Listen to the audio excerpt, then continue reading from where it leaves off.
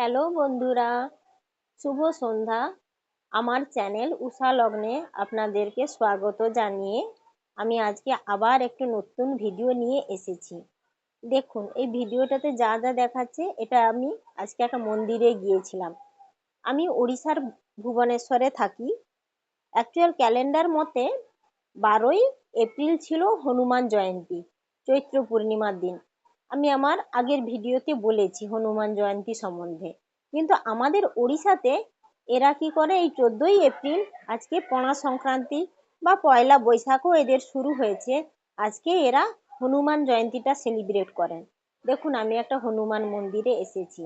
এই মন্দির অনেক পুরনো।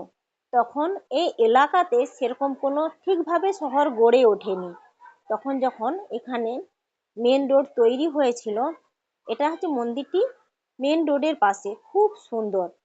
আগে পুরনো ভাঙাচোরা একটা মন্দির ছিল।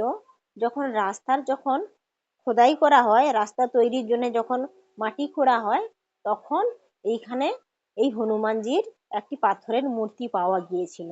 তারপর থেকে তখন অত বেশি টাকা পয়সা খরচ করে সুন্দরভাবে মন্দির বানানো হয়নি, কারণ শহরই তো তখন গড়ে ওঠেনি। তখন সবেমাত্র রাস্তা তৈরির কাজ চলছিল। সেই সময় এখানে সেই হনুমানজির মূর্তি প্রতিষ্ঠা করা হলো এবং মন্দির তৈরি করা হলো। তারপরে এখানে ভালোভাবে যখন শহর বা কলোনি গড়ে উঠলো, তখন ভালোভাবে আবার সুন্দরভাবে এই মন্দিরটি প্রতিষ্ঠা করা হলো এবং মন্দির খুব সুন্দরভাবে তৈরি করা হয়েছে। দেখুন আজকে কিভাবে ঘর সাজিয়ে এই সাইডে কীর্তন চলছে। আমি সেই ফটোগুলো তুলতে পারলাম না, কারণ সেখানে ফটো তোলা অ্যালাউ নয়।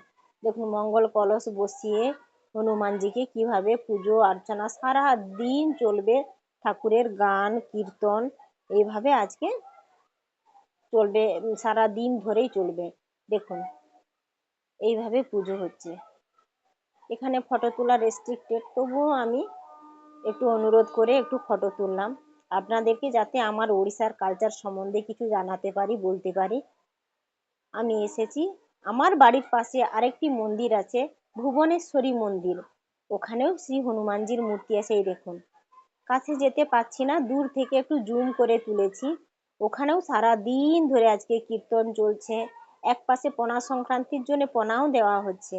যারা যারা খেতে ইচ্ছুক, ইনি হচ্ছেন মা ভুবনেশ্বরী, ইনার নামেই মন্দির ভুবনেশ্বরী মন্দির। মায়ের চোখ দুটো সোনার, সত্যি দেখলে অপূর্ব লাগছে। মনে হচ্ছে মা যেন আপনার দিকে তাকিয়েই আছেন, আপনার কথাই শুনছেন। ভীষণ সুন্দর। কোনো পর্ব থাক না থাক, মাকে প্রায় টাইম দেখি নতুন সুন্দরভাবে কাপড় পরানো হয়।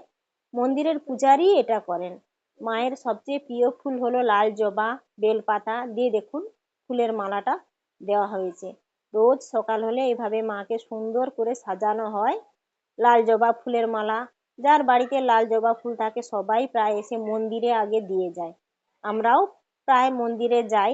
দুর্গাপূজার সময় এখানে নবরাত্রি বা দুর্গাপূজা সেলিব্রেট হয় এবং সরস্বতী পুজোর দিন এই ভুবনেশ্বরী মায়ের প্রতিষ্ঠার দিন, সেই দিন অনেক বিশাল বড় করে মায়ের পুজো হয় এবং মন্দিরে ভোজও হয়, সবাইকে খাওয়ানো হয়, কলোনির সবাইকে।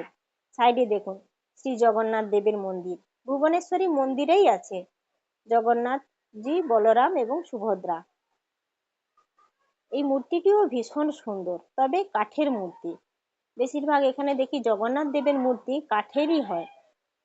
আমি একদিন আমার পরের ভিডিওতে পুরীর জগন্নাথ দেবের রহস্যের কথা কিছু বলবো। আপনারা যদিও পুরী এসেছেন, তবুও বলবো। আজকে বাস এইটুকুই।